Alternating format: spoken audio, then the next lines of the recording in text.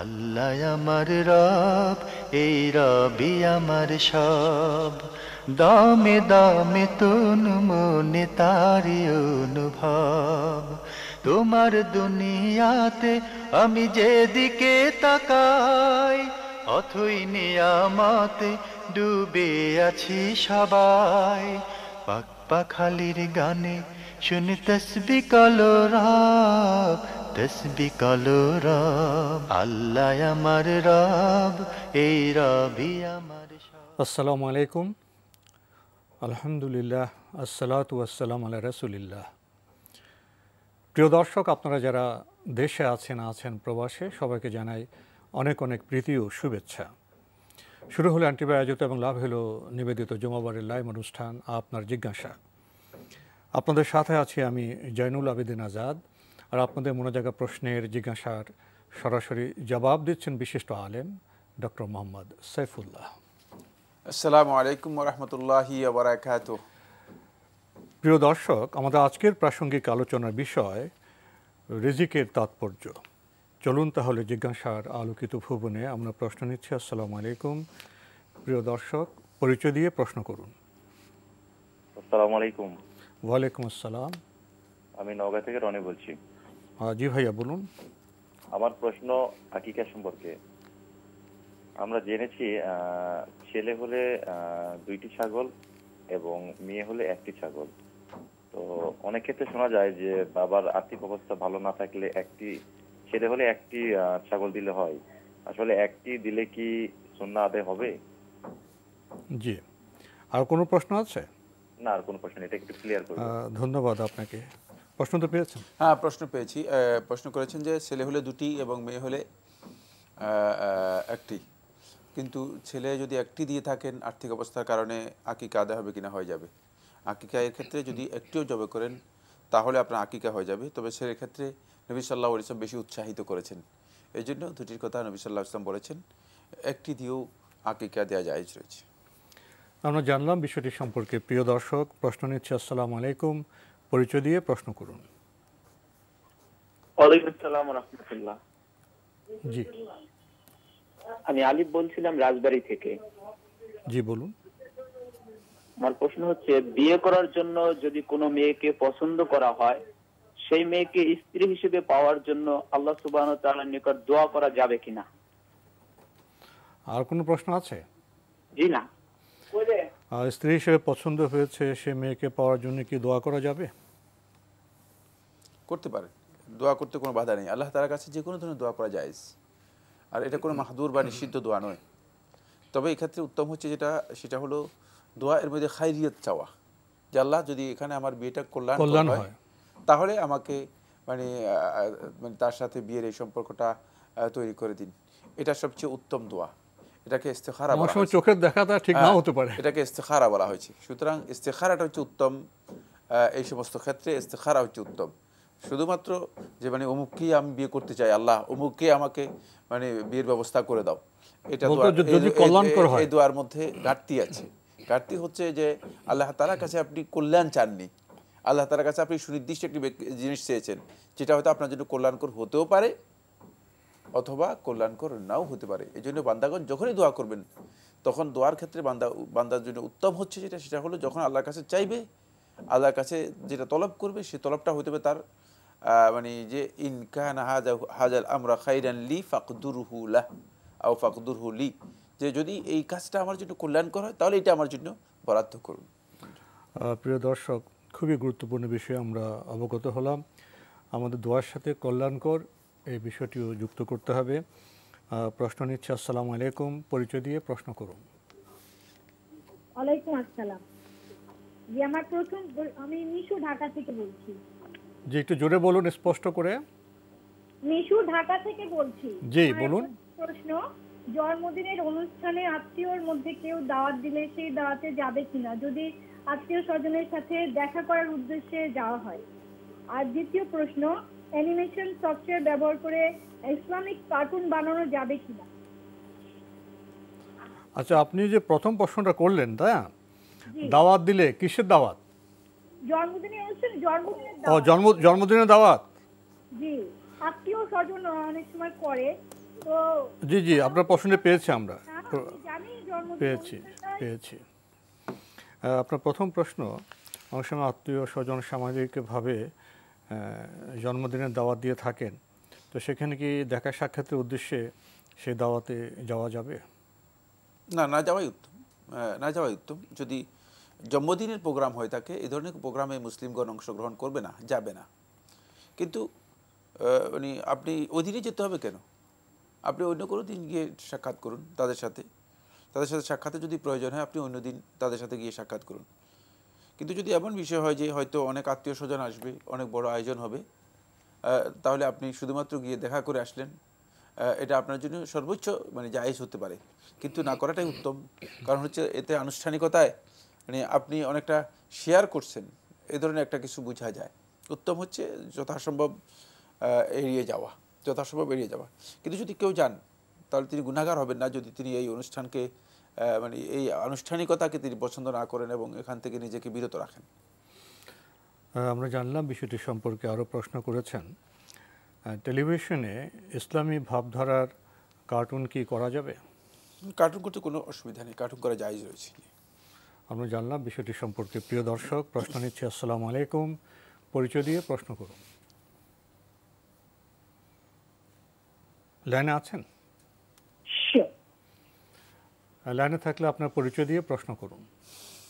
হ্যাঁ ভাইয়া, আসসালামু আলাইকুম। জয়নাল আব্দিন ভাই, ওয়ালাইকুম আমি আসসালাম। নিউ ইয়র্ক থেকে বলছি। হ্যাঁ, তো আমার একটা প্রথম প্রশ্ন হচ্ছে, সৌদি এয়ারলাইন্সে না ভাইয়া একটা ছোট নামাজের রুম থাকে। হ্যাঁ, তো ওখানে যখনই নামাজ পড়তে যাই তখন দেখি ছেলেরা থাকে। তো আমি যদি নামাজ পড়ি আমার নামাজটা কি হবে? আর ওখানে তো ভাইয়া বাথরুমে তো পানি কম, সেখানে তায়াম্মুম করলে হবে মানে এয়ারলাইন্সের ভিতরে? আর আমার দ্বিতীয় প্রশ্ন ছিল ভাইয়া, নিউ ইয়র্কে তখন অনেক ঠান্ডা, তো মানে ধরেন ঠান্ডার কারণে যদি জাস্ট মোজা পরে থাকি সারাদিন, মানে তার উপরে মাস্ক করে, তাহলে আমার নামাজ হবে? কারণ আমার কিন্তু কোনো ওজন নাই, মানে আমি অসুস্থ না। ঠান্ডার জন্য আপনি অজু করে মোজা পরেছেন? হ্যাঁ হ্যাঁ, কারণ আমি যদি সকালবেলা মোজা পরি সারাদিন মানে নামাজ পড়ি, আমারটা হবে কিনা? কারণ আমি কিন্তু অসুস্থ না, জাস্ট মানে ঠান্ডার কারণে আর কি। জি বুঝতে পারছি। আপনি তো মোজাটা তো আপনি অজু করে পরেছেন, তাই না? জি ভাইয়া, মোজাটা অজু করে পরে যেটা আমি সারাদিন পরে থাকি। জি জি জি, আপনার প্রশ্ন পেয়েছি, খুবই জীবন ঘনিষ্ঠ প্রশ্ন করেছেন। আপনি একটি এয়ারলাইন্সের নাম উল্লেখ করে বলেছেন যেখানে ছোট্ট একটি নামাজ ঘর আছে, সেখানে নামাজ পড়তে যান, সেখানে ছেলেরাও থাকে। একটি প্রশ্ন আবার বলেছেন যে সেখানে তো পানি কম, তাহলে কি তায়াম্মুম করলে হবে? ধন্যবাদ। প্রথম কথা হচ্ছে নামাজে বা মসজিদে, সেখানে তো মসজিদ না, মসজিদ বলতে থাকে না আসলে, মানে হয়তো আমি জানি না, আমি কোথাও দেখিনি, যাই হোক হয়তো থাকতে পারে। সেক্ষেত্রে মানে ছেলেরাও থাকলে মানে আপনি যদি সলাত আদায় করার মতো অবস্থা থাকে, আপনি সলাত আদায় করলে কোনো ধরনের অসুবিধা নেই। আর সলাতের যেই মানে সতরের বিষয় আছে, মানে পর্দার বিষয় আছে, এই পর্দাটুকু আপনার মেনটেন করলেই আপনার সলাত হয়ে যাবে। আর আপনার জন্য উত্তম হচ্ছে আপনি উজু করে যদি মানে বের হতে পারেন, সেটা আপনার জন্য ভালো। কিন্তু যদি কোনো কারণে আপনার উজু নষ্ট হয়ে যায়, উজু নষ্ট হতেই পারে, মানুষের প্রকৃতিগত প্রয়োজনে উজু নষ্ট হতে পারে। যদি কোনো কারণে উজু নষ্ট হয়ে যায় আর যদি দেখেন পানি নেই, মানে পানির কোনো ব্যবস্থা নেই, তাহলে সেক্ষেত্রে আপনি তায়াম্মুমও করতে পারবেন। তায়াম্মুম করা আপনার জন্য জায়েজ, তায়াম্মুম করে সালাত আদায় করতে পারবেন। যেহেতু পানি নেই, ফামান লাম ইয়াজিদু মাআন ফাইন লাম তাজিদু মাআন ফাতায়াম্মামু সাঈদান তাইয়্যিবা, যদি তোমরা পানি না পাও ফাতায়াম্মামু সাঈদান তাইয়্যিবা, তাহলে তোমরা পবিত্র মাটি দিয়ে তায়াম্মুম করো। সুতরাং এখানে তায়াম্মুম ওখানে পানির স্বল্পতা আছে, না পানির স্বল্পতা বলতে পানি আসলে ওখানে যেটা ব্যবহার হয় খুবই সামান্য, পানি খুবই সামান্য থাকে। পানির সংকট হলে তায়াম্মুম করতে পারবেন, সংকট হলে তিনি তায়াম্মুম করতে পারবেন। আর যদি পানির ব্যবস্থা থাকে উজু করাটাই হলো উত্তম, কোনো সন্দেহ নেই, উজু করতে হবে। আরেকটি প্রশ্ন করেছেন, ঠান্ডার কারণে উনি অজু করে মোজা পরেন, সারাদিন কি সেই মোজা উনি সালাত আদায় করতে পারেন? হ্যাঁ, মোজা যদি আপনি উজু করে পড়েন তাহলে ওই মোজার উপর আপনি একদিন এক রাত মাসে করতে পারবেন। শুধু মাসে করলে হয়ে যাবে? শুধু মাসে করলে হয়ে যাবে। এটা ওজোর দরকার নেই এখানে, যে আমি অসুস্থ এটা দরকার নেই, কারণ মোজা এর উপর মাসে করা আহলুস সুন্নাত ওয়াল জামাআহ এর আকীদা এবং আমল, এটা আকীদার সাথে জড়িত। জি, আমরা জানলাম বিষয়টি সম্পর্কে। প্রিয় দর্শক, প্রশ্ন নিচ্ছে। আসসালামু আলাইকুম, পরিচয় দিয়ে প্রশ্ন করুন। জি, আসসালামু আলাইকুম। আমি মোহাম্মদ গোলাম মুস্তাফা, সিলেট জেলা থেকে বলছিলাম। জি ভাইয়া। আমার প্রশ্ন হচ্ছে দুটো। প্রথম প্রশ্ন হচ্ছে, আমরা যে 5 ওয়াক্ত নামাজে যে পড়ি, বিশেষ করে ইয়াশার নামাজের যে ভিতরের নামাজটা, এটা শেষ রাকাতে দাঁড়ানো আত্মারিত যে আমরা দাঁড়াইয়া সূরা পড়ার পরে আল্লাহু আকবার বলি, এই আল্লাহু আকবারটা কি কারণে? হ্যাঁ, এটা একটু নাম্বার 1। নাম্বার 2 হচ্ছে আমরা যে জানাজা নামাজ অ্যাটেন্ড করি, কোন হুজুররা বলে জানাজা নামাজ অ্যাটেন্ড করলে একটা উহুদ পাহাড়ের সমতুল্য সওয়াব পাওয়া যায়। একটা উহুদ পাহাড় হচ্ছে পৃথিবীতে 7টি পাহাড়ের সমান। অর্থাৎ এই হাদিসটা কি আদৌ সত্য নাকি? মানে এই দুটা প্রশ্নের উত্তর আমি জানলে আমার খুব উপকৃত হব। ধন্যবাদ আপনাকে, খুবই গুরুত্বপূর্ণ প্রশ্ন করেছেন। উনি বলছেন যে এশার সাথে যখন বিতির পড়েন শেষে যে আল্লাহু আকবার বলেন, এটা ঠিক আছে কিনা? বিতিরের মধ্যে আল্লাহু আকবার বলেন কখন? তৃতীয় রাকাতে সম্ভবত না, এটা সঠিক নয়। বিতিরের সালাত সম্পর্কে আপনি বিস্তারিত জেনে নেওয়ার জন্য চেষ্টা করুন। বিতিরের সালাত সম্পর্কে বিস্তারিত জ্ঞান নেওয়ার জন্য চেষ্টা করুন। সালাতের যে সমস্ত বই বা কিতাব আছে যেগুলো বিশুদ্ধ হাদিসের আলোকে লিখিত, সেগুলো থেকে সালাতের জ্ঞান নেওয়ার জন্য চেষ্টা করুন। জি। তবে জানাজা নামাজ প্রসঙ্গে উনি ফজিলত জেনেছেন যে পাহাড় সম সওয়াব, ঠিক আছে এটা? জানাজা সালাতে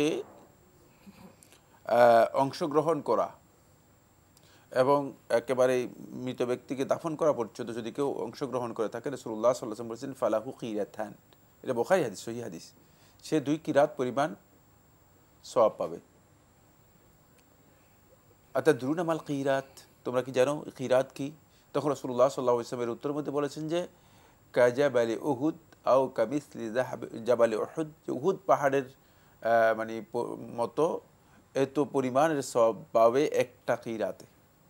সুতরাং কেউ শুধু জানাজা অংশগ্রহণ করলে সত্যিকারভাবে তিনি উহুদ পাহাড় পরিমাণ যেই সওয়াব আছে এই ধরনের সওয়াব তিনি লাভ করতে পারবেন। আর যদি একেবারেই মানে কবরস্থ করা পর্যন্ত অংশগ্রহণ করেন তাহলে 2টি সওয়াব পাবেন, 2টি উহুদ পর্বত, 2টি উহুদ পারবে। হ্যাঁ, কিন্তু এখানে আপনি যোগ করেছেন, আপনি যে বক্তব্য সেটা হচ্ছে এই যে উহুদ পৃথিবীর 5টি পাহাড়ের সমান, একথা শুদ্ধ নয়।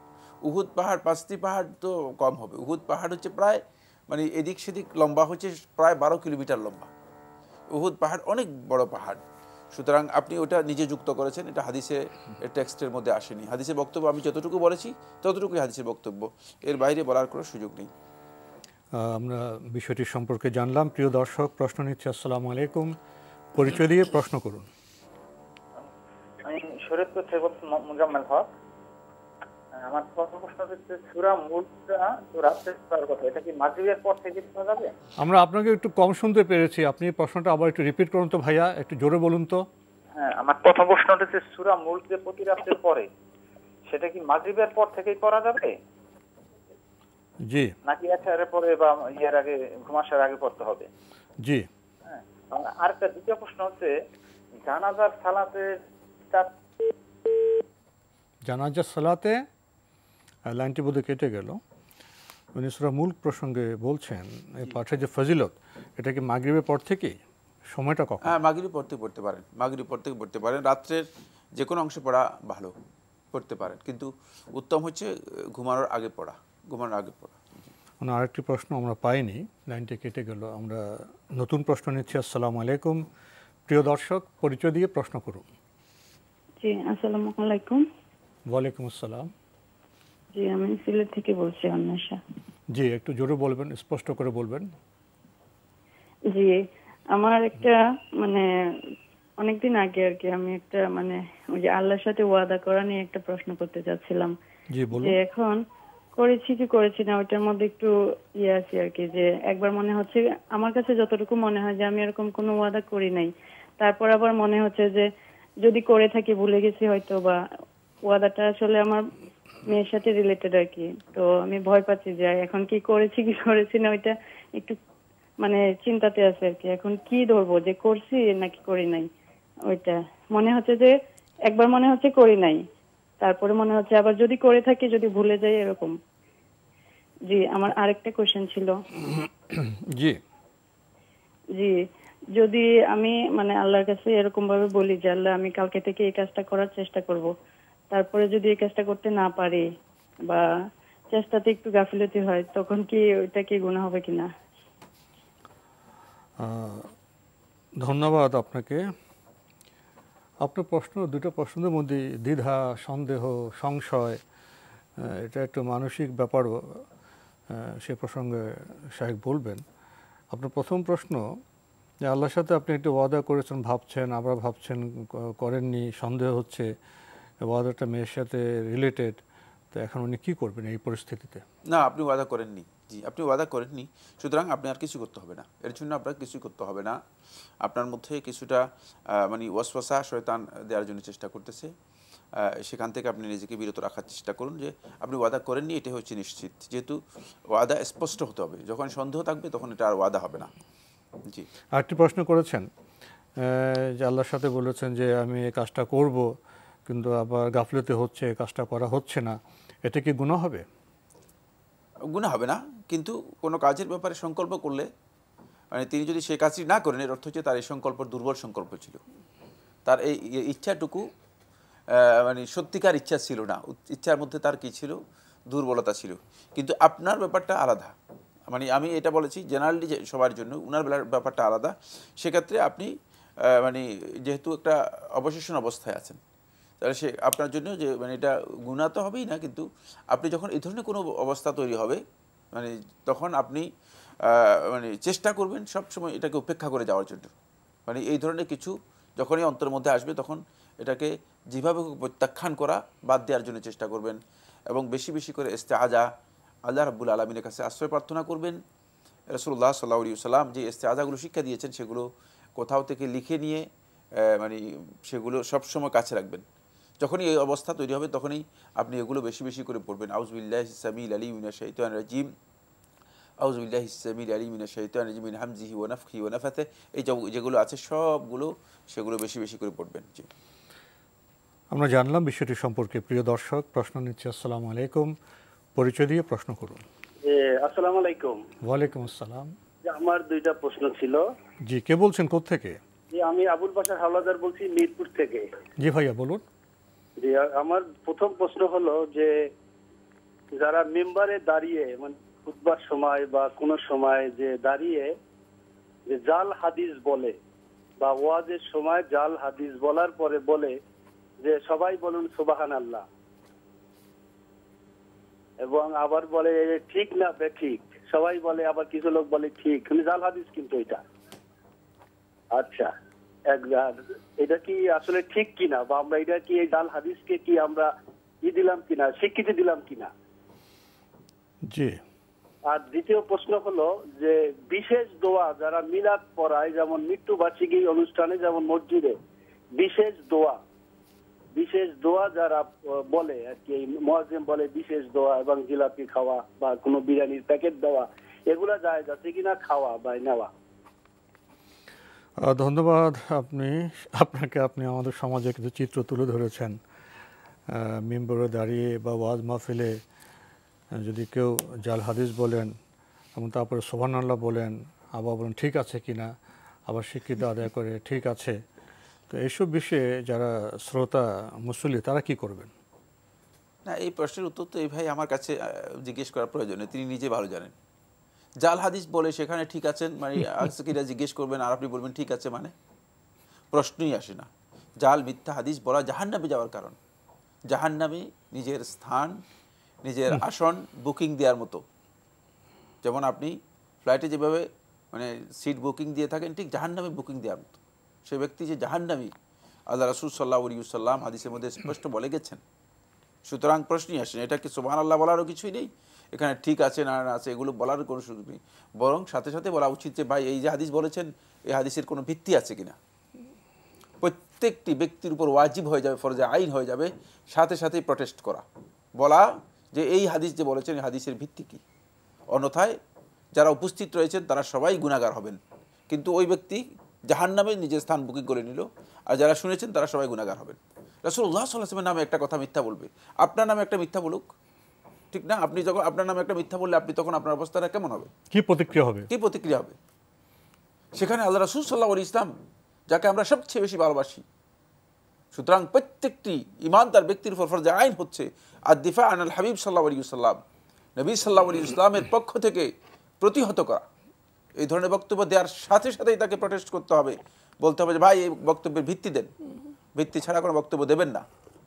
যদি সবাই সামনে বলতে না পারেন, অন্তপক্ষে নীরবে হলে বলতে হবে। তাকে গিয়ে বলতে হবে যে এই বক্তব্যের ভিত্তি আছে কিনা।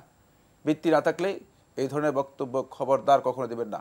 এই কারণেই তো এই সমাজের মধ্যে এই ধরনের কিছু চাটুকার, কিছু সংখ্যক সোকল বক্তা মানুষের মধ্যে ব্যাপকভাবে ইসলামের নামে দুরাচার, বিভিন্ন ধরনের খারাপ বক্তব্য, মিথ্যাচার চালু করে দিয়েছে। এখন দায়িত্ববোধ নেই, একটি বক্তব্য যে বলবেন তার সোর্স কি, সেটা সনদ কি ঠিক আছে কিনা, কোন দায়িত্ববোধ নেই। প্রত্যেকটা হাদিস মিথ্যা, আর এই লোকগুলো সবগুলো লোক শুনে থাকতেছে, আবার সুবহানাল্লাহ বলেন। মানে এখানে কিসের সুবহানাল্লাহ?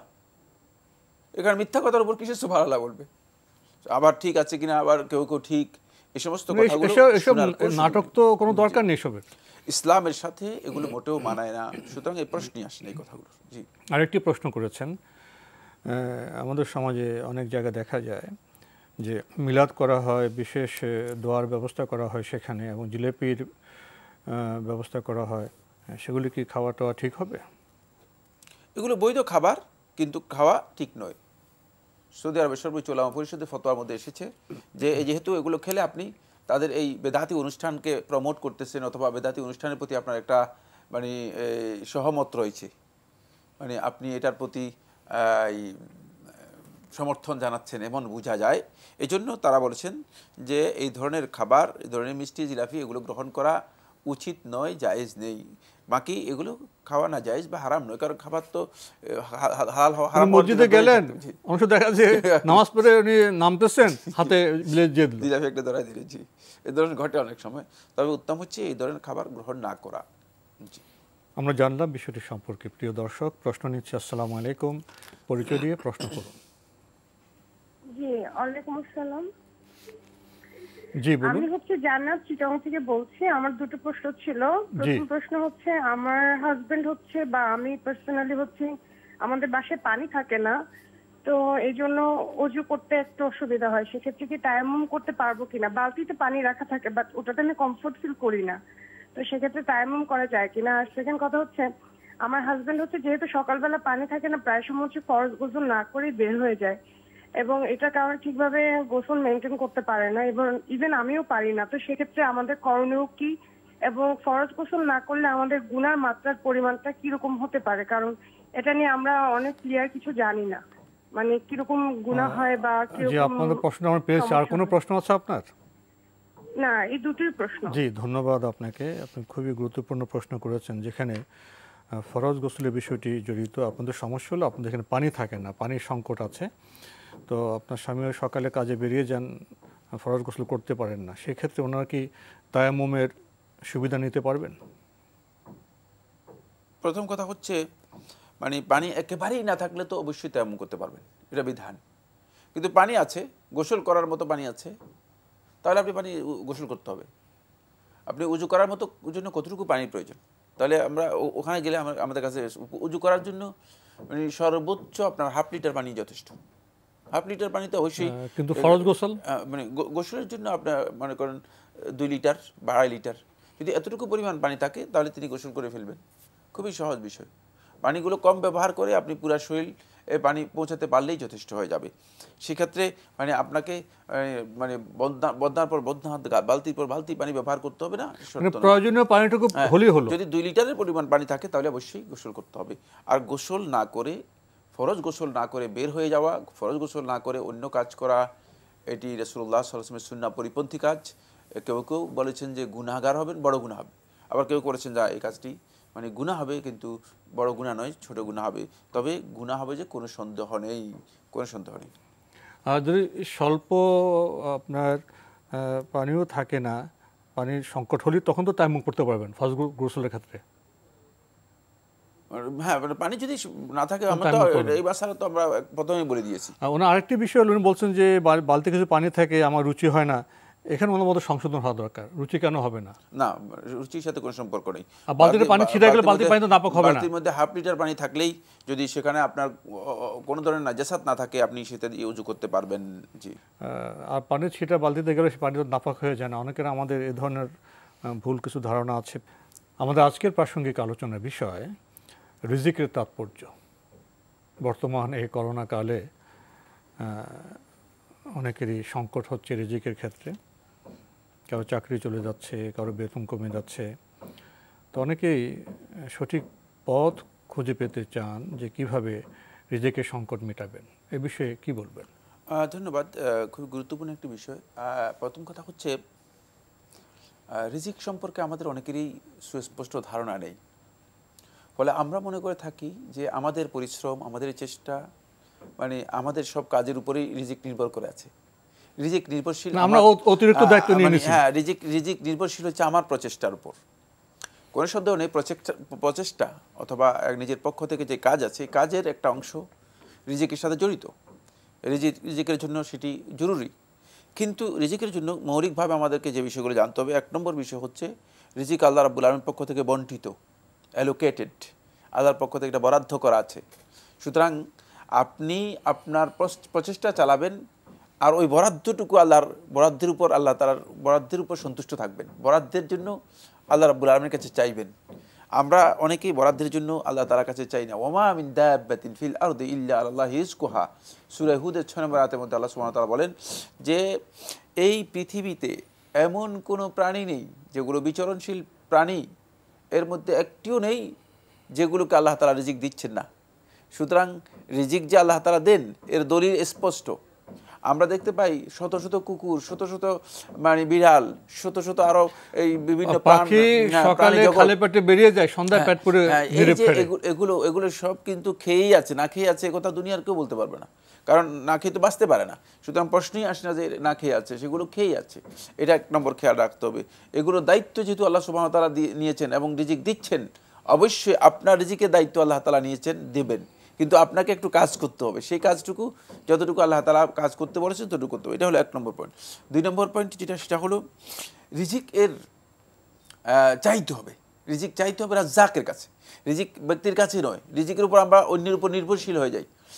কেউ চাকরির উপর নির্ভরশীল হন, কেউ মুরব্বীর উপর নির্ভরশীল হন, কেউ দেখা যায় কর্মকর্তার উপর নির্ভরশীল হয়ে যাচ্ছেন, মানে ঘরের কর্তার উপর নির্ভরশীল হয়ে যাচ্ছে। না, রিজিক আল্লাহ তাআলার কাছে চাইতে হয়। এই জন্য আমাদের এখানে রিজিকের কনসেপ্টের মধ্যে বড় গ্রস মিস্টেক হচ্ছে যে আমরা রিজিক মনে করি যে চাকরি যদি না থাকে রিজিক চলে, রিজিকের মালিক এবং দাতা তো আল্লাহ। হ্যাঁ, এখানে চাইতে হবে এটা আল্লাহ রাব্বুল আলামিনের কাছে। এরপরে যে বিষয়টি সেটা হলো বন্ধুগণ, রিজিক শুধু সম্পদের মধ্যে সীমাবদ্ধ নয়। অনেকে রিজিকটাকে কনফাইন করেছে, মনে করছে শুধু অর্থ সম্পদ হলেই রিজিক। না, এটা অনেকের অর্থ সম্পদের উপর নির্ভর করে তিনি রিজিককে বিবেচনা করতেছেন। আর রিজিক শুধু সম্পদ নয়, রিজিক অনেক বিস্তৃত একটি বিষয়ের নাম। আপনার জীবনে যত নিয়ামত আপনি ভোগ করতেছেন, যত নিয়ামত লাভ করতেছেন, এর প্রত্যেকটাই আপনার জন্য আল্লাহর পক্ষ থেকে রিজিক। সুতরাং কোনো নিয়ামতকে আপনি এটা মনে করতে পারবেন না যে এটা আল্লাহর পক্ষ থেকে আপনার জন্য রিজিক নয়। 4 নম্বর যে পয়েন্টটি রিজিকের জন্য, সেটা হলো আল্লাহ রাসূল সাল্লাল্লাহু আলাইহি ওয়াসাল্লাম বলে দিয়েছেন যে আদম সন্তান যদি তার রিজিক থেকে সে নিজে মানে পালিয়েও বেড়ায়, কামা ইয়াহরুবু মিনাল মাউত, যেভাবে সে মৃত্যু থেকে পালিয়ে বেড়ায়, তার রিজিক মৃত্যু যেভাবে তাকে পেয়ে যাবে, মৃত্যু থেকে পালাতে পারবে না, তার রিজিকও তাকে পাবে। সুতরাং বোঝা যাচ্ছে যে রিজিক আপনার পেছনে রিজিক আছে। রিজিকের জন্য না দৌড়ায়ে আপনি আপনার যে দায়িত্ব রয়েছে সে দায়িত্ব পালন করুন। আল্লাহ তাআলার বান্দা যখন আল্লাহর বান্দিগি পরিপূর্ণরূপে করবে, তার রিজিক অবশ্যই তার পেছনে দৌড়াচ্ছে, যেহেতু তাকে পেয়ে যাবে। এক্ষেত্রে আমাদের একটাই ভুল, সেটা হলো এই যখন আমরা বিপদ আপদ দেখি, মুসিবত দেখি, তখন আমরা মনে করে থাকি যে হায় মানে আমার তো চাকরি চলে গেল, আমি তো সব কিছু শেষ হয়ে গেল, হতাশ হয়ে যাই। এবং আল্লাহ রাব্বুল আলামিনের উপর যেভাবে তাওয়াক্কুল করা দরকার, সেই তাওয়াক্কুলটুকু আল্লাহ রাব্বুল আলামিনের উপর আমরা করি না। আল্লাহ রাব্বুল আলামিনের উপর তাওয়াক্কুল না করার কারণে দেখা যায় যে আমরা রিজিক থেকে পিছিয়ে পড়ি। কারণ রিজিক আমাকে অ্যাডভান্স করে যাচ্ছে। রিজিক থেকে আমরা কখন পিছিয়ে পড়ি? যখন তাওয়াক্কুলটা আমার কি হয়ে যায়, হারিয়ে যায়। এই জন্য অনেক ভাই রিজিক থেকে পিছিয়ে পড়েছেন, রিজিক তার অ্যাডভান্স হয়ে যাচ্ছে। সেটা হলো আল্লাহ রাব্বুল আলামিনের উপর যে তাওয়াক্কুল করার কথা ছিল, সেই তাওয়াক্কুল না করার কারণে। আল্লাহ সুবহানাহু ওয়া তাআলা কোরআন কারীমের সূরা আন-নাহল 71 নম্বর আয়াতের মধ্যে বলেছেন, ওয়াল্লাহু ফাদ্দালা বা'দাকুম আলা বা'দিন ফি রিজক। আল্লাহ সুবহানাহু ওয়া তাআলা তোমাদের কতকের উপর রিজিকের ব্যাপারে কি করেছেন, ফজিলত দিয়েছেন। সবাই রিজিক সমান দিবেন না, কারো রিজিক প্রশস্ত, কারোটা সংকীর্ণ হয়ে যায়। কারো রিজিককে আল্লাহ তাআলা একটু কমিয়ে দিবেন। কাউকে রিজিক যদি আল্লাহ সুবহানাহু ওয়া তাআলা কমিয়ে দেন, এটা রিজিকের মূল কনসেপ্ট। কাউকে যদি আল্লাহ সুবহানাহু ওয়া তাআলা রিজিককে কমিয়ে দেন, তিনি আল্লাহ রাব্বুল আলামিন সম্পর্কে তার ধারণা, তার আল্লাহ রাব্বুল আলামিন সম্পর্কে তার চিন্তাকে তিনি কি করবেন, নষ্ট করবেন না, অভিযোগ আকারে নিয়ে যাবেন না। তিনি খেয়াল রাখবেন যে যিনি রিজিক দিয়েছেন তিনি জানেন যে মানে আপনার হয়তো আরও প্রয়োজন ছিল, কিন্তু আর প্রয়োজন দেন নাই কেন? এর মধ্যে আপনার জন্য কোনো কল্যাণ আছে যেটা আপনি জানেন না, যেটা আমি জানি না। এই জন্য যখন আপনি এটার উপর শক্তিশালী থাকবেন, তখন আল্লাহ তাআলা বলছেন, আল্লাহ রাব্বুল আলামিন বলছেন, লা ইন শাকারতুম লা আযীদান্নাকুম। তা আমি দেখতেছি যে মানে তোমাকে দিলাম, দেওয়ার সাথে এটাও দেখতেছি যে তুমি আসলে আমার সাথে কি আচরণ করতেছো, আমার কাছ থেকে নিচ্ছ যে এগুলো কোথায় নিয়ে যাচ্ছ।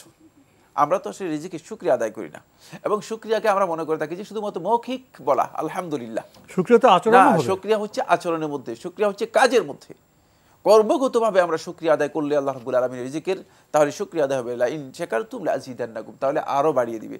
এখানেই আমাদের মূল ভুল রয়েছে, সেটা হচ্ছে আমরা আল্লাহ রাব্বুল আলামিন যে আমাদের জন্য যে বরাদ্দ করেন, সেই বরাদ্দের ব্যাপারেও আমরা যথাযথভাবে মেনে নিতে পারি না, ফলে আমরা রিজিক থেকে নিজেরা দূরে সরে যাচ্ছি। তাহলে আমাদের রিজিক সংকট হলে আল্লাহকে চাইতে হবে, রিজিক পেলে শুকরিয়া, আল্লাহ তাআলা শুকরিয়া আদায় করতে হবে। আমরা জানলাম বিষয়গুলি সম্পর্কে। প্রিয় দর্শক, প্রশ্ন নিচ্ছি। আসসালামু আলাইকুম, পরিচয় দিয়ে প্রশ্ন করুন। হ্যালো, জি আমরা আপনাকে শুনতে পাচ্ছি, আপনার পরিচয় দিয়ে প্রশ্ন। জালালউদ্দিন আহমেদ, জি ধানমন্ডি থেকে বলছি। জি বলুন। আচ্ছা, আমি যদি 33 বার কুল হুয়াল্লাহু আহাদ সূরাটা পড়ি, তাহলে কি বারবার করে বিসমিল্লাহ বলতে হবে? জি, আর কোনো প্রশ্ন আছে? জি না, আর কোনো প্রশ্ন নেই। ধন্যবাদ আপনাকে। পেয়েছেন তো প্রশ্ন? 33 বার যদি কুল হুয়াল্লাহু আহাদ পড়েন, তাহলে বিসমিল্লাহ বারবার পড়তে হবে। হ্যাঁ, যে কোনো সূরা যদি শুরু থেকে পড়েন, বিসমিল্লাহ পড়াটাই হচ্ছে বিধান। বিসমিল্লাহির রহমানির রহিম, কুল হুয়াল্লাহু আহাদ আল্লাহুস সামাদ লাম ইয়ালিদ ওয়া লাম ইউলাদ ওয়া লাম ইয়াকুল লাহু কুফুয়ান আহাদ।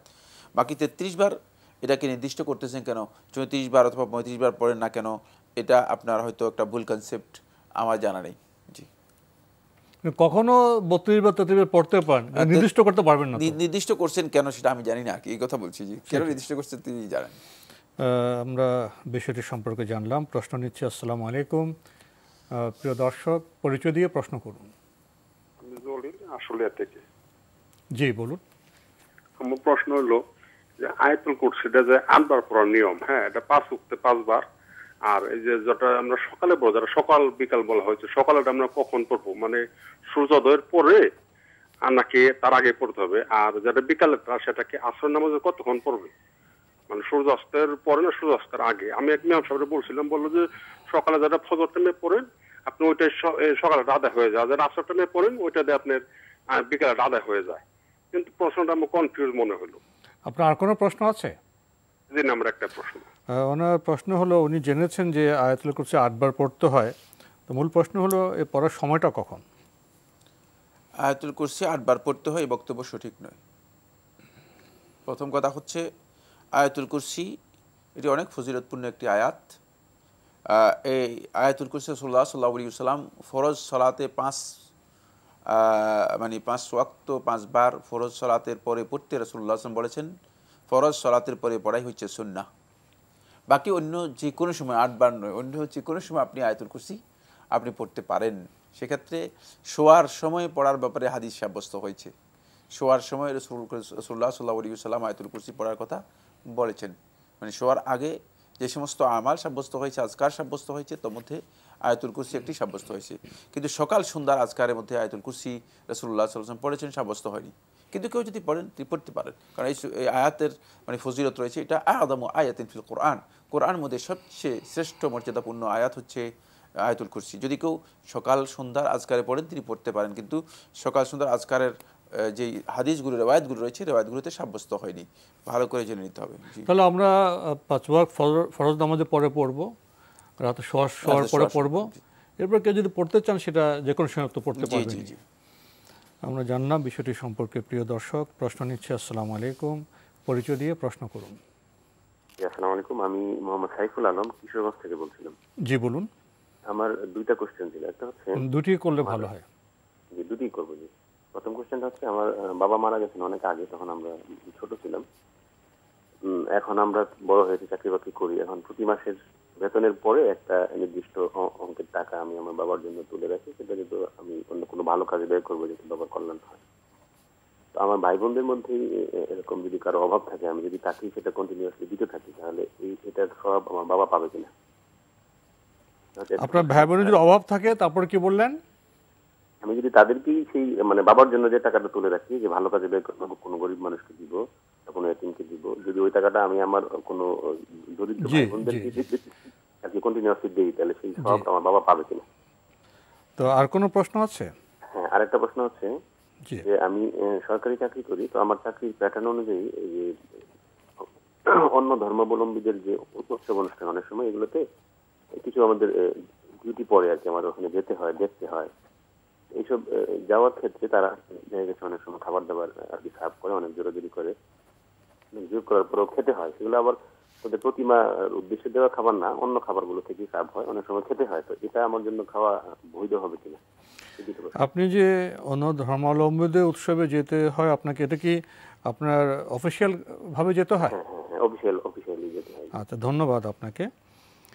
আপনি খুবই গুরুত্বপূর্ণ দুটি প্রশ্ন করেছেন। আমার বাবা ইন্তিকাল করেছেন অনেক আগে, তিনি বেতন যে পান প্রতি মাসে সে বেতন থেকে কিছুটা টাকা রেখে দেন বাবার সওয়াবের উদ্দেশ্যে, যে কল্যাণকর কাজে উনি ব্যয় করবেন।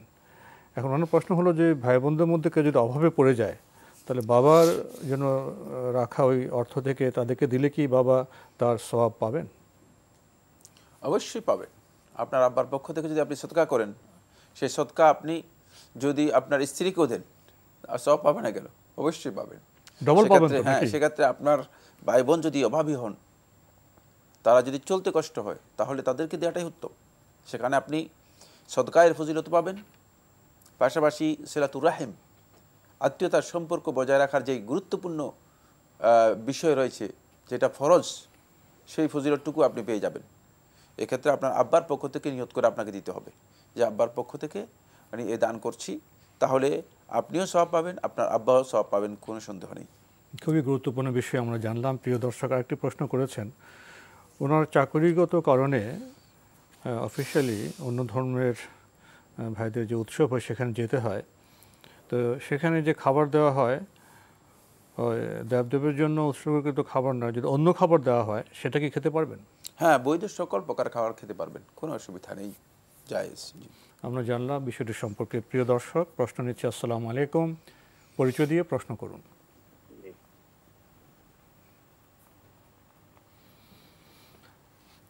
লাইনে আছেন? আসসালামু আলাইকুম। ওয়ালাইকুম আসসালাম। আমি চট্টগ্রাম থেকে বলছি, আমি শহীদ বলছি। জি ভাইয়া বলুন। আজকে সকালে যে ভূমিকম্প হলো, ওখানে তখন আমরা ফজরের নামাজে ছিলাম আর কি। ওই ভূমিকম্পটা এত বেশি প্রকট ছিল যে সবাই ভীত সন্ত্রস্ত ছিল। এখন ইমাম সাহেব তো নামাজ ভাঙে নাই, পরে আমরা সবাই আল্লাহু আকবার করছি, অনেক মুসল্লি। ইমাম সাহেব পরে বললো যে নামাজ যারা আল্লাহু আকবার বলছে ওদের নামাজ হবে না, আবার পড়তে হবে, কিন্তু ইমাম সাহেব নামাজ ভাঙে নাই। এই সম্বন্ধে একটু জানতে চাচ্ছিলাম। আচ্ছা, আর কোনো প্রশ্ন আছে আপনার? না, ধন্যবাদ আপনাকে। প্রশ্নটি পেয়েছেন তো? হ্যাঁ, প্রশ্ন পেয়েছি। ইমাম সাহেব নামাজ ভাঙে নাই, আপনারা আল্লাহু আকবার বলেছেন, কিন্তু নামাজ থেকে আপনারা যদি বের না হয়ে থাকেন তাহলে আপনাদের নামাজ হয়ে গিয়েছে। ইমামের সাথে সলাৎ যদি আপনারা কমপ্লিট করেন, আপনাদের সলাৎ হয়ে গেছে। ইমাম সাহেব নামাজ আপনাদের হয় নাই যে কথা বলেছেন, এই ফতোয়া ইমাম সাহেব নিজের পকেট থেকে দিয়েছেন, এই ফতোয়ার কোনো ভিত্তি নেই। আল্লাহু আকবার সলাতের মধ্যে যদি কোনো কারণে কোনো অবস্থা তৈরি হয়ে থাকে, সে অবস্থায় মুক্তাদি যদি বলে থাকেন, মুক্তাদির জন্য সেটা বলা জায়েজ, না জায়েজ নয়। কিন্তু উত্তম হচ্ছে সালাতের মধ্যে আল্লাহু আকবার না বলা। ভূমিকম্প হচ্ছে আল্লাহু আকবার আপনার আল্লাহু আকবার বললে সালাত নষ্ট হবে না, আল্লাহু আকবার বললে সালাত নষ্ট হবে না। আমরা জানলাম খুবই গুরুত্বপূর্ণ বিষয়ে। প্রিয় দর্শক, প্রশ্ন নিচ্ছে। আসসালামু আলাইকুম, পরিচয় দিয়ে প্রশ্ন করুন। ময়মনসিং থেকে বলছি। জি, কে বলছেন ভাইয়া? ময়মনসিং আশরাফুল আলম। আমার একটা প্রশ্ন, মসজিদে কি মেহরাব বানানো যাবে কিনা? মেহরাব মসজিদে? হ্যাঁ, মেহরাব বানানো যাবে কিনা। এখন ময়মনসিং অনেক জায়গায় তো বিভিন্ন মাওলানা সাহেবরা বলে মেহরাব বানানো জায়েজ নাই, কিন্তু আমি সৌদি আরবে তো 16 বছর ছিলাম, সেখানে দেখছি সব মসজিদে প্রায় মেহরাব আছে। আর দ্বিতীয় প্রশ্ন হলো আমার, নাহিন আর নাবিদ শব্দের অর্থ কি? জি, আসসালামু নাহিন আর নাবিদ শব্দের অর্থ? ধন্যবাদ আপনাকে। আপনি একটি বিশেষ এলাকা থেকে প্রশ্ন করেছেন। আপনি বলছেন যে আপনাদের এলাকায় অনেক মাওলানা বলছেন মসজিদে মেহরাব বানানো যাবে না, এটা কি ঠিক আছে? না, মসজিদে মেহরাব বানানো যাবে, যাবে না কেন? মসজিদে মেহরাব বানানোর অবৈধতা বলতে কিছুই নেই, মসজিদে মেহরাব বানানো জায়েজ। জি। আপনি কি শব্দ অর্থ জানতে চান? না, আমরা শব্দ অর্থ তো আমাদের প্রয়োজনীয় বিষয় না। জি, এটা আপনার ডিকশনারি থেকে দেখে নেবেন। জি, নামের অর্থ শব্দ অর্থ বলতে গেলে আমাদের প্রোগ্রামটা অন্যদিকে চলে যাবে প্রিয় দর্শক, আমরা তখন জরুরি মাসালার জবাব দিতে পারবো না। প্রশ্ন নিচ্ছি। আসসালামু আলাইকুম, পরিচয় দিয়ে প্রশ্ন করুন।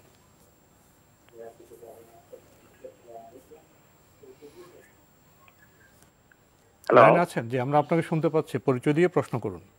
আচ্ছা, আমি লালবাগ থেকে রুহুল আমিন মুন্সি বলছিলাম। জি ভাইয়া বলুন। আচ্ছা, ঘটনা হলো যে জি ফজরের নামাজের পরে সূর্য উদয়ের সময় কত মিনিট এবং জি এবং ইশরাক নামাজ পড়া যাবে কত মিনিট পরে?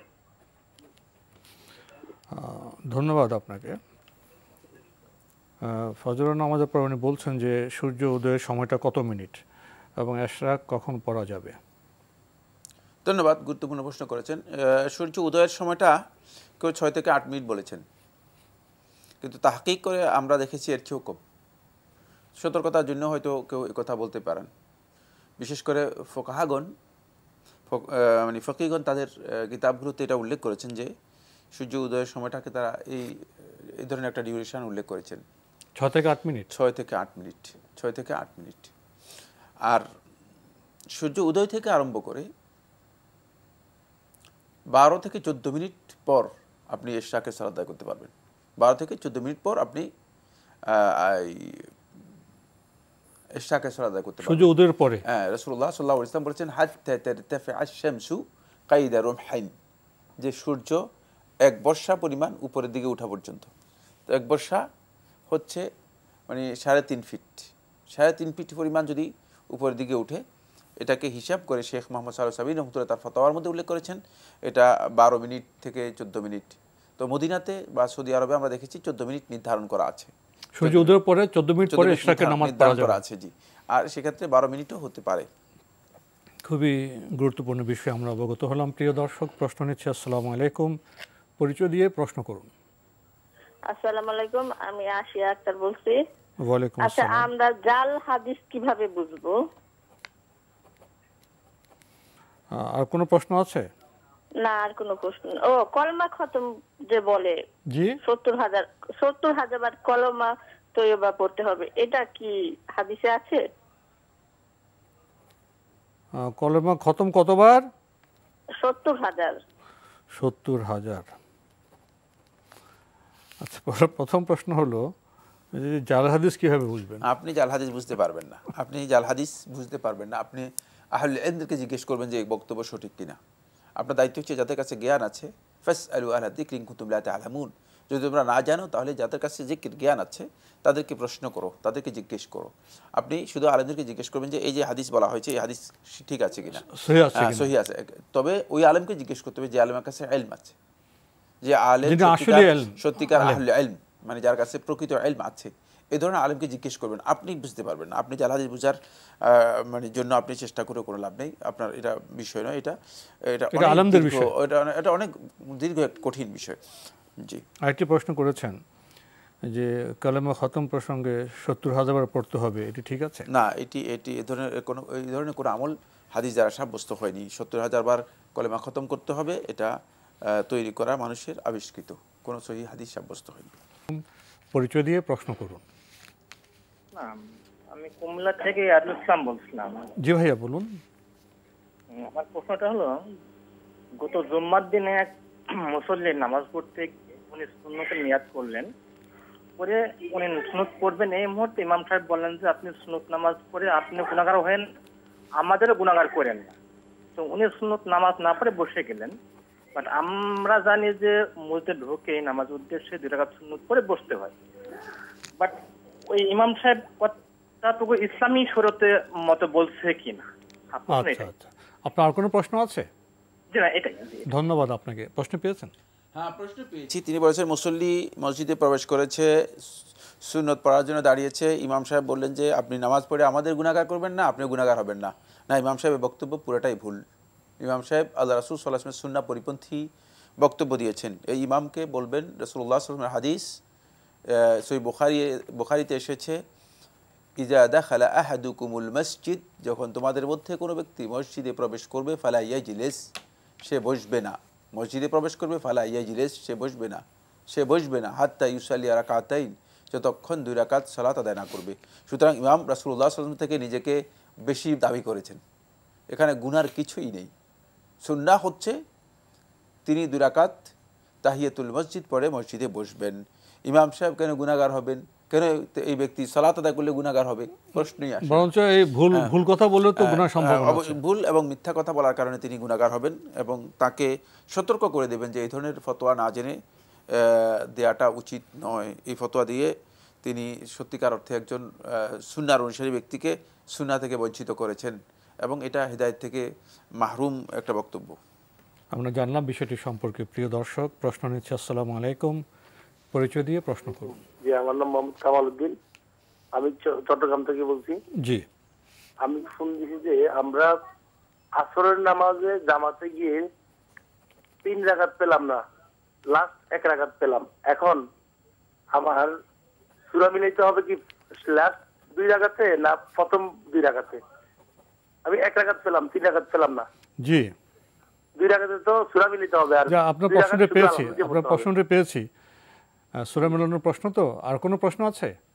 জি না, এটাই শুধু পেয়েছেন তো? হ্যাঁ, প্রশ্ন পেয়েছি। এই ভাই ইমামের সাথে 3 রাকাত পাননি, 4th রাকাত পেয়েছেন, এটা হলো তার প্রথম রাকাত। আর এরপরের যে রাকাত তিনি আদায় করবেন একাকী, সেই রাকাতে সূরা মিলাবেন। প্রথম 2 রাকাতে সূরা মিলানো এটা হচ্ছে সুন্নাহ, কেউ কেউ ওয়াজিব বলেছেন। প্রথম 2 রাকাতে সূরা মিলানো সুন্নাহ, কেউ কেউ ওয়াজিব বলেছেন। সেক্ষেত্রে প্রথম 2 রাকাতেই শুধুমাত্র সূরা মিলানো। প্রথম রাকাত তো ইমামের সাথে পড়েছেন, দ্বিতীয় রাকাত একাকী পড়বেন যখন, তখন সূরা মিলাবেন। তারপরে তিনি বসবেন, দ্বিতীয় রাকাতে পড়ে তিনি বসবেন। এরপরে 3, 3 এবং 4th রাকাতে সূরা মিলানোর কোনো প্রয়োজন নেই, শুধু সূরা ফাতিহা পড়লেই হবে। শুধু সূরা ফাতিহা পড়লেই হবে। আমরা জানলাম বিষয়টি সম্পর্কে। প্রিয় দর্শক, প্রশ্ন নিচ্ছে। আসসালামু আলাইকুম, পরিচয় দিয়ে প্রশ্ন করুন। আসসালামু আলাইকুম রাহমাতুল্লাহ। ওয়ালাইকুম আসসালাম ওয়া রাহমাতুল্লাহ। আমি জলিল বলছিলাম আশুলিয়া থেকে। জি, বলুন। আমি প্রশ্ন এখন যে আমাদের এখন নির্বাচন চলতেছে, তাই না? জি, আমরা জানি ওয়াদা ভঙ্গ করার মুনাফিকের কারণে যে নির্বাচনে যে প্রতিনিধি আসতেছে জোর করে ওয়াদা নিতেছে ভোট দিবেন কিনা বলেন, যেগুলো কি হচ্ছে কিছু ব্যক্তি আসে তাদের ইজ্জতের খাতিরেও শিকার যাইতে হয়, কিন্তু আমি তো ওনারা ভোট দিব না, আমি তো ভোট দিব আমার পছন্দ মতো ব্যক্তিরে, কিন্তু ওই জায়গায় আমার স্বীকারোক্তি দেওয়া লাগতেছে ওনাদের কারণে বা মানিজ্যতের কারণে, কিছু লোকের কারণে। সেক্ষেত্রে আমি কি গুনাহগার হবো কিনা? আপনি খুবই জীবন ঘনিষ্ঠ প্রশ্ন করেছেন। নির্বাচন তো এসে যায়, প্রচার প্রপাগান্ডা তো চলে, কত ওয়াদা কি শুধু ভোটাররা করেন? যারা নির্বাচন দাঁড়িয়েছেন তারা অনেক ওয়াদা করেন না? তো আপনি বলছেন যে ওয়াদা রক্ষা না করলে তো এটা মুনাফিকের আচরণ হয়। তো এখন ভোটার হিসেবে যে চক্ষু লজ্জার কারণে বলে ফেলেন ভোট দেবেন অন্যকে, এতে কি ওনার গুনাহ হবে? আপনি ওয়াদা দেওয়ার ক্ষেত্রে আপনি ওয়াদার মতোই দিবেন। আপনি তাকে বলবেন যে আপনি যেহেতু আসছেন আপনাকে তো ওয়াদা দিতে হয়, কিন্তু ভোট দোয়া করেন যেন দিতে পারি ঠিক মতো। এই যে বললাম যে এই বক্তব্য দিলে তো আর ওয়াদা হলো না। ওয়াদা যে আপনি আসছেন যেহেতু আপনাকে তো ওয়াদা দিতেই হবে, এই ধরনের কথা বলে দিবেন যে বক্তব্যে তিনি খুশি হয়ে যাবেন। আর আপনি ওয়াদা, কিন্তু আপনি যদি না আমি আপনাকে ভোট দিব, টাকা দেন, তার কাছ থেকে টাকাও নিলেন, তারপরে মানে বললেন যে আমি আপনাকে ভোট দেব, প্রতিশ্রুতিও দিলেন, তারপরে ভোট না দিলে অবশ্যই গুনাহগার হবেন। কারণ ইসলামী চরিত্র তো এটা নয়, ইসলামী চরিত্র আমাদেরকে শিখাই নেই। মুসলিম ব্যক্তি এগুলো থেকে পরিপূর্ণরূপে পরহেজ করবে, মুসলিম ব্যক্তি একেবারেই নিজেকে পরিচ্ছন্ন রাখবে। সেক্ষেত্রে আপনি যে কোনো ব্যক্তি আসলে বলে যে হ্যাঁ আপনি তো আসছেন, আপনি আসছেন ভালো হয়েছে, আপনাকে স্বাগত জানাচ্ছি, ধন্যবাদ জানাচ্ছি, আপনি আসছেন যেহেতু মানে আমরা চেষ্টা করব মানে আপনাদের সহযোগিতা করার জন্য, মানে ওয়াদা তো দিতেই হয় আপনি আসছেন যেহেতু। এখন সমস্যা অনেক রকম দেখা যায়, এরকম লোক আত্মীয় বা এমন লোক যে ভোট চায়, তখন কেউ এরকম বলেন আপনি আমার এত কাছের মানুষ, আত্মীয় স্বজন মানুষ, আপনি যখন ভোট চাইলেন আমাকে তো অবশ্যই বিবেচনা করতে হবে, এভাবে তো এড়িয়ে যেতে হবে। আপনি বলেন যে যেমন খুশি হন ওনাকে যেন অবজ্ঞা করা না হয়, আবার ওনার ওয়াদা হলো না। আপনি যখন আপনি যখন এসছেন আপনার কথা আমাকে অবশ্যই বিবেচনা করতে হবে, বিবেচনা করে দিলেন বা না দিলেন। যাতে করে মানে সরাসরি কোনো ওয়াদা না হয়ে থাকে। কিন্তু আমাদের এখানে ওই এভাবে যেটা বলেছেন সেটা তো থেকে লোকেরা টাকা নেয়, এই ধরনের টাকা নিয়ে বলে, তারপরে মানে এটা একটা চিত্র, অনেক কাছে যে টাকা নেন না কিন্তু তার আত্মীয় বা কাছের লোক সমস্যা যায়, তো এড়িয়ে যাওয়াটা ভালো। প্রিয় দর্শক, আমরা প্রশ্ন নিচ্ছি। আসসালামু আলাইকুম, পরিচয় দিয়ে প্রশ্ন করবেন। জি, আমি রেহান উদ্দিন, চট্টগ্রাম থেকে। জি বলুন। তো আমি জানতে চাচ্ছিলাম যে একদিন যদি মদ খায় তার শরীর কতদিন নাপাক থাকে এবং মদের বিষয়ে ধর্মীয় ব্যাখ্যা কি? আমরা আপনার প্রশ্ন স্পষ্ট পাইনি, আর একটু জোরে বলবেন। একদিন মদ খেলে, যারা মদ পান করে আর কি, তাদের শরীর কতদিন নাপাক থাকে এবং ধর্মীয়ভাবে মদের বিষয়ে একটু ব্যাখ্যা করবেন। আর কোনো প্রশ্ন আছে? জি না, ধন্যবাদ। উনি বলছেন কেউ যদি একদিন মদ পান করেন তাহলে তার শরীর কতদিন নাপাক থাকবে, আর নাপাকের ব্যাপারে মদের ব্যাপারে ইসলামের বক্তব্য কি? অদ্ভুত প্রশ্ন করেছেন। যদি কেউ মদ খায় তার শরীর কতদিন নাপাক থাকবে? না, শরীর নাপাক হবে কেন? মদ খেলে তার শরীর নাপাক হবে না। মদ খাওয়াটা হারাম, কিন্তু মদ খাওয়ার পরে মানে তার মানে শরীর নাপাক হয়ে যাবে না, শরীর নাপাক থাকবে না এই কথা শুদ্ধ নয়। তার শরীর কতদিন নাপাক থাকবে? একদিনও নাপাক থাকবে না। নাপাকির বিষয়টি, নাপাক দুই ধরনের আমরা জানি, একটা হচ্ছে হাদাস আসগার, হাদাসে আকবর। হাদাসে আসগার হচ্ছে যাতে উজু কি হয়, ফরজ হয়, যে সমস্ত কারণে উজু ফরজ হয় সেগুলোর মধ্যে মানে মদ খেলে যে উজু ফরজ হবে কেউ বলে নাই। 2 নম্বর হচ্ছে হাদিসে আকবর। হাদিসে আকবর হচ্ছে যেগুলো মানে যেমন স্ত্রী সহবাস করা, তারপর হায়েজ, নেফাস ইত্যাদি ইত্যাদি, যেগুলোর উপর গোসল ফরজ হয়, এটা হচ্ছে হাদিসে আকবর। যেগুলোর কারণে মানুষের শরীর নাপাক ইসলাম ঘোষণা করেছে, যেগুলোর কারণে তাকে গোসল করতে হয়। কিন্তু কেউ দুনিয়ার কোনো আলেমের কথা বলে নাই যে মানে মদ খেলে তাকে গোসল করতে হবে, প্রশ্নই আসে না। মদ খেলে তার কিছুই হবে না, মানে শরীর নাপাক হবে না, কিছুই হবে না। কিন্তু মদ খাওয়া হারাম ইসলামে, মদ খাওয়া ইসলামের শরীয়তে হারাম। এবং মদ এটা হলো, কেউ কেউ এই কথা বলেছেন যে এটা হচ্ছে সমস্ত অন্যায়ের মূল। কারণ মদ খাওয়ার পরে তো মানুষের কি নষ্ট হয়ে যায়, বিবেচনা শক্তি হারিয়ে যায়। বিবেচনা শক্তি হারিয়ে যাওয়ার অর্থ হচ্ছে সে ব্যক্তি আর মানুষ থাকে না, সে যে কোনো ভুল করতে পারে, সে যে কোনো ধরনের অন্যায় করে, তখন সেই যে কোনো ধরনের অন্যায় করে থাকে। এই জন্য ইসলাম মদকে পরিপূর্ণ হারাম ঘোষণা করেছে। বাকি আপনি জানতে চেয়েছেন যে মদের ব্যাপারে ইসলাম বিধান, এটা অনেক লম্বা একটা বক্তব্য। মদকে মানে ওলামায়ে কেরামগণ বলেছেন যেটা উম্মুল খাবাইস, মানে যত খবিস কাজ আছে ইসলামে, যত মন্দ কাজ, নিকৃষ্ট কাজের কথা উল্লেখ করা হয়েছে, সবগুলো কাজের মাদার বোর্ড হচ্ছে কে? মদ। এই জন্য মদ খেলে তিনি হত্যা করতে পারবেন, সেনা করতে পারবেন, যত কাজ আছে সবটা করতে পারবেন, যেহেতু মানুষ থাকে না আর সে ব্যক্তি। এই জন্য মদ ইসলামে অত্যন্ত ভয়ঙ্কর হারাম কাজ।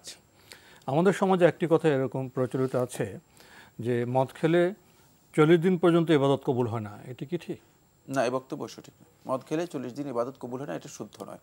এখানে এখন সকালে মদ খেলেন, উনি তওবা করে যদি জোহর নামাজ পড়েন অবশ্যই সে তওবা করতে পারবে। আর এখানে একটা হাদিস রয়েছে, ইবনে মাজাহ তার সুনানের মধ্যে বর্ণনা করেছে, সেটা হচ্ছে যে ব্যক্তি মানে মদ খেলো, ইচ্ছাকৃতভাবে মদকে মানে বৈধ করে সে মদ খেলো, তাহলে তার 40 দিনের আমল কবুল করা হবে না। 40 দিনের যদি আমল মানে 40 দিন আমল বাতিল হবে বা কবুল করা হবে না। এই হাদিসটি সনদের দিক থেকে ইখতিলাফ রয়েছে, অধিকাংশ বিতর্ক রয়েছে, অধিকাংশ উলামায়ে কেরাম যায়েফ বলেছেন, দুর্বল বলেছে এই হাদিসকে। প্রিয় দর্শক, আমরা খুবই গুরুত্বপূর্ণ বিষয়ে অবগত হলাম। প্রশ্ন নিচ্ছে। আসসালামু আলাইকুম, পরিচয় দিয়ে প্রশ্ন করুন। আমি সজীব, কেরানীগঞ্জ থেকে বলছিলাম। জি বলুন।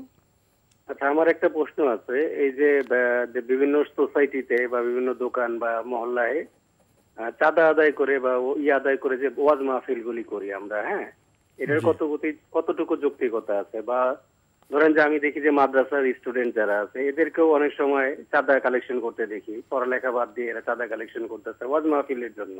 জি জি। আবার যখন লিফলেটে দেখি যে ওয়াজ মাহফিলের বক্তাগুলি দাবা বা এইরকমই, এই সব ক্ষেত্রে মানে আমরা কি করব? মানে আমরা কি পার্টিসিপেট করব নাকি? ইসলামের আলোকে যদি একটু উত্তর দেন, যদি স্পর্শকাতর প্রশ্নটা, তবে একটু আপনি ঠিক, এটা কোনো স্পর্শকাতর না, আপনি তো সমাজের প্রশ্ন করবেনই।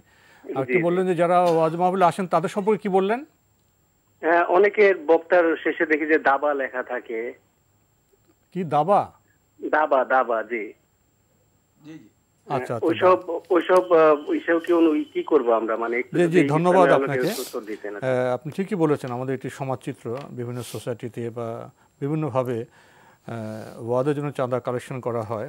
ওয়াজে তো খরচ হয়, খরচ কীভাবে নির্বাহ করবেন, জনগণ থেকে চাঁদা নেওয়া হয়। আপনি বলছেন যে অনেক ক্ষেত্রে মাদ্রাসার ছাত্র চাঁদা কালেকশন করে থাকেন, তো এটি ঠিক আছে কিনা? ধন্যবাদ এই ভাইকে। এবার প্রশ্ন এর প্রথম দুটি অংশই মানে আমি মনে করে থাকি উচিত নয়। এক নম্বর হচ্ছে লোকদের কাছ থেকে চাঁদা যেটাকে বলা হয় থাকে সেটা আদায় করে ওয়াজ করানো এটা উচিত কাজ নয়। যদি কেউ মনে করেন যে মানুষদেরকে হেদায়েতের জন্য নসিহত শোনাবেন, তিনি নিজের পক্ষ থেকেই অর্থনৈতিক সহযোগিতা করেই সেটা শোনাবেন, এটা হলো প্রথম কাজ। দ্বিতীয় হচ্ছে মাদ্রাসা ছাত্রদেরকে চাঁদা আদায়ের কাজে লাগিয়ে দিয়ে, তালাবুল ইলম থেকে তাদেরকে মানে দূরে সরিয়ে দিয়ে তাদেরকে চাঁদাবাজ বানানো অথবা তাদেরকে চাঁদা আদায়ের জন্য চেষ্টা করানো, এই কাজটাও শুদ্ধ নয়, এটা অশুদ্ধ কাজ। ইসলাম এই ধরনের কাজের জন্য কখনো উদ্বুদ্ধ করেনি। সুতরাং যারা করছেন তারা একটা ভুল কাজ করছেন, করে সন্দেহ নেই। কিন্তু এখানে একটি কথা বলবো, সেটা হচ্ছে এই যে ওয়াজ মাহফিল, ওয়াজ নসিহত, মানুষদেরকে উপদেশ দেওয়া, মানুষদেরকে দ্বীনের কথা শোনানো ইত্যাদি, এগুলো খুবই গুরুত্বপূর্ণ প্রয়োজন। এগুলো আমাদের বিশেষ করে আমাদের সমাজের মধ্যে যে ইসলামিক কালচার, ইসলামিক চেতনা এটা যে উজ্জীবিত আছে, এই থাকার পেছনে এগুলোর অবদান আছে অনেক। তো সেক্ষেত্রে ওয়াজ মাহফিল এগুলো যদি কেউ করেন আর কেউ যদি স্বতঃস্ফূর্ত হয় নিজের পক্ষ থেকে সেখানে সহযোগিতা করেন এবং সবাই যদি সেই সহযোগিতা অংশগ্রহণ করেন, এটা ভালো কাজ। ভালো কাজে যদি কেউ অংশগ্রহণ করে অবশ্যই তিনি সওয়াব পাবেন।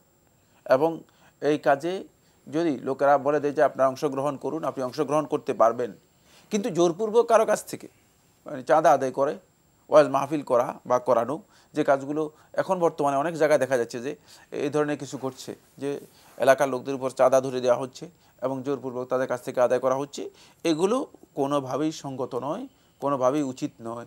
ওয়াজ করা চাচ্ছেন, আপনি নিজেই নিজের পক্ষ থেকে চেষ্টা করুন, আর্থিকভাবে টাকা দিয়ে ব্যবস্থা করে অ্যারেঞ্জ করুন। সেক্ষেত্রে যদি দেখেন যে হয়তো আমাদের সমাজে তো বেশিরভাগ লোকই আসলে দরিদ্র এবং অর্থনৈতিকভাবে সেই সচ্ছলতা নেই, এই কারণেই দেখা যায় অনেক সময় মানুষের কাছ থেকে সহযোগিতা চাওয়া হয়। যদি কেউ সহযোগিতা করেন এই কাজে, তাহলে অবশ্যই তিনি এর জন্য যদি কেউ জোর না করেন, জি ভদ্রভাবে অ্যাপ্রোচ করলেন যে ওয়াজ আমরা করতে চাচ্ছি, যদি আপনি ইচ্ছা করেন আপনি শরীক হতে পারেন, সে যদি ভদ্রভাবে বলে আর তিনি যদি স্বেচ্ছায় দেন, তাহলে এইভাবে তো চাঁদা তো সংগ্রহ রসিদ দিয়ে করতে হয়। হ্যাঁ, সেটা সংগ্রহ না করলে কিভাবে প্রোগ্রাম হবে? প্রোগ্রাম তো হবে না। কেউ যদি সুন্দরভাবে অ্যাপ্রোচ করেন, কেউ যদি ইচ্ছা করেন দেন, তাহলে এইভাবে চলতে পারে। হ্যাঁ, স্বেচ্ছায় যদি কেউ দেয় তাহলে অবশ্যই তিনি এর জন্য সওয়াব পাবেন। আমাদের সময় শেষে দিন একটি প্রশ্ন কি করেছিলাম, দাবা নাকি একটা শব্দ যোগ করলেন কি জানেন? না, ওটা আপনার মানে অত ইম্পর্টেন্ট প্রশ্ন না। মানে যাদেরকে দাওয়াত দেওয়া হয় থাকে তাদের নামের শেষে দাবা লেখা থাকে, দাবা তাবা বা বিভিন্ন লকব, যেগুলো এই সমস্ত লকবের কোনো ভ্যালু নেই। এই লকবগুলো আমরা নিজেরা আবিষ্কার করেছি, এগুলোর কোনো ভ্যালু নেই।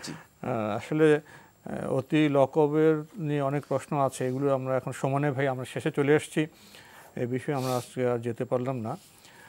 প্রিয় দর্শক, সময়ের কারণে আমরা আজকে আর প্রশ্ন নিতে পারছি না, তবে আপনাদের অবগতির জন্য জানাতে পারি আপনার জিজ্ঞাসা অনুষ্ঠানটি সপ্তাহে রবি সোম মঙ্গল বুধে 4 দিন বিকেল 5:30টায় সম্প্রচার হয়ে থাকে।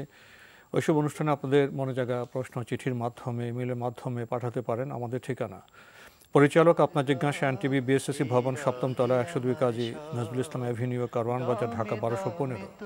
ইমেল অ্যাড্রেস আপনার জিজ্ঞাসা @ntvbd.com। এছাড়া এনটিভি অনলাইনেও আমাদের অনুষ্ঠান দেখতে পারবেন, ভিজিট করুন www.ntvbd.com। ইউটিউবে এবং ভেরিফাইড ফেসবুক পেজেও আমাদের অনুষ্ঠান দেখতে পারবেন। প্রিয় দর্শক, সবশেষে রয়েছে গ্রন্থ পরিচিতি। আমাদের আজকের গ্রন্থের নাম কোরআন ও সহিহ হাদিসের আলোকে পরকালের পথেও আমলে নাজাত। এই গ্রন্থটি লিখেছেন আব্দুল হামিদ ফাইজি।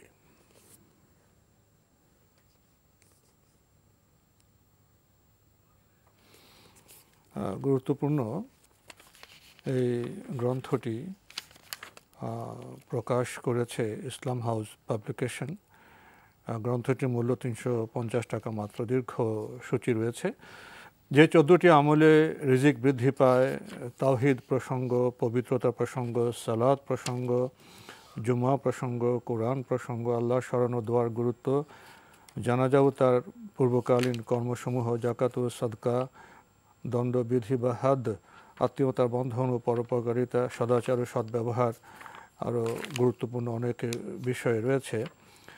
এই গ্রন্থটি যদি কেউ পেতে চান আর টেলিফোনে যোগাযোগ করতে পারেন। Telephone number 01715768209। আবারও বলছি 01715768209। আমলে নাজাত, যদি সংক্ষেপে কিছু বলতেন গ্রন্থটি সম্পর্কে। আমলে নাজাতের যে আমলগুলো আছে সেগুলো নিয়ে কিছু গুরুত্বপূর্ণ তথ্য সমৃদ্ধ একটি বই লিখেছেন আব্দুল হামিদ ফাইজি। তো এই বইতে কোরআন এবং হাদিসের আলোকে আমরা যাতে করে নিজেদের জীবনটাকে মানে নাজাতের দিকে পরিচালিত করতে পারি, মুক্তির দিকে পরিচালিত করতে পারি, এই দিকগুলো তুলে ধরা হয়েছে এবং স্পষ্ট করা হয়েছে কি কোন পথে আসলে নাজাত আছে। কারণ আমরা সবাই চাই আখিরাতের নাজাত, জাহান্নামের আগুন থেকে নিজেদেরকে মুক্ত রাখতে চাই, জাহান্নামের আগুন থেকে নিজেদেরকে বাঁচাতে চাই। কিন্তু বাঁচাতে চাইলে তো বাঁচতে পারবো না, এর পাথেও লাগবে। সেটাই হচ্ছে মূলত আমাদের জানার বিষয়। এজন্য অত্যন্ত গুরুত্বপূর্ণ একটি বিষয় আমাদের সংগ্রহ থাকা উচিত। তো আজকে আমাদের এখানে শেষ করতে হচ্ছে। আপনাকে অনেক ধন্যবাদ। আপনাকে অনেক ধন্যবাদ। প্রিয় দর্শক, আমরা আপনাদের সাথে কথা বলি, আপনাদের প্রশ্ন নেই জুমার এই পবিত্র দিনে ইসলামকে জানার জন্য, জীবনের কর্তব্যসমূহ অনুধাবনের জন্য। আমরা প্রায় বলে থাকি যে অন্ধকারে আলো প্রয়োজন, আলো না হলে আমরা পথ চলতে পারি না। মানুষের জন্য জ্ঞানের সর্বোৎকৃষ্ট গ্রন্থ হলো আল কোরআন, তারপরে সেই সুন্নাহসম্মত যে বিষয়গুলো আছে। আমলে নাজাত, এই দিন নয় আরও দিন আছে। এই পৃথিবীর সংক্ষিপ্ত যে সময়টা, এখানে কাজের মাধ্যমে আমরা অনন্ত যে জীবন পরকাল, সেখানে সাফল্য পাবো অথবা ব্যর্থ হব, খুবই গুরুত্বপূর্ণ বিষয়। কিন্তু নাজাতের আকাঙ্ক্ষা এই বিষয়টি সব কিছু নয়। আকাঙ্ক্ষার পথে চলতে হলে কাঙ্ক্ষিত পথেও অবলম্বন করতে হবে, কাঙ্ক্ষিত পথের সন্ধান জানতে হবে। পৃথিবীর বিভিন্ন সময় বিভিন্ন যুগে সে সন্ধান দেওয়ার জন্যই তো নবী রাসূলুল্লাহ আগমন করেছেন। কিন্তু আমরা তাদেরকে কতটা জানি, কতটা মানি?